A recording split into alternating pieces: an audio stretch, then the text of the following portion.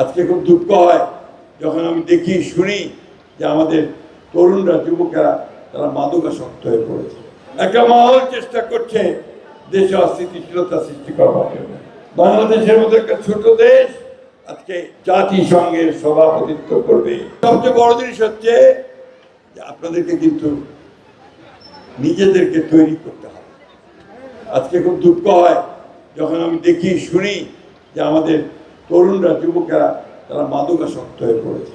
এটা একটা জাতিকে ধ্বংস করে দেয়। এর থেকে আমাদেরকে মুক্ত হতে হবে। আমি আবেদন জানাবো, অনুরোধ জানাবো আমাদের তরুণদেরকে যে তারা যেন এগুলো থেকে মুক্ত থাকে এবং একটা সামাজিক আন্দোলন করে তোলে এই মাদক থেকে দূরে থাকার জন্য। এটা খুব জরুরি দরকার। আমি অনুরোধ জানাবো তরুণ যুবকদেরকে এখানে খেলাধুলার সঙ্গে সম্পৃক্ত হওয়ার জন্য।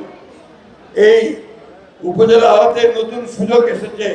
একটা মহল চেষ্টা করছে দেশে অস্থিতিশীলতা সৃষ্টি করবার জন্য। আপনাদের কাছে আমাদের আবেদন যে অস্থিতিশীলতা সৃষ্টি না করতে পারে তার জন্য আপনাদেরকে সতর্ক থাকা, সজাগ থাকা। কারণ এই সময়ে যখন আমরা নতুন করে দেশ গঠন করবার কাজ শুরু করেছি তার আমার নেতৃত্বে, তখন যেন আমরা আবার এই বিভ্রান্ত না হয়ে যাই।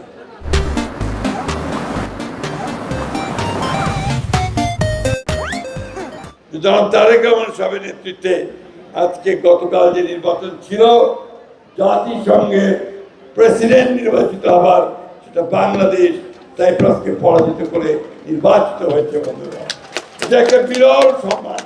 বাংলাদেশের মতো একটা ছোট দেশ আজকে জাতিসংঘের সভাপতিত্ব করবে আগামী 1 বছরের জন্য।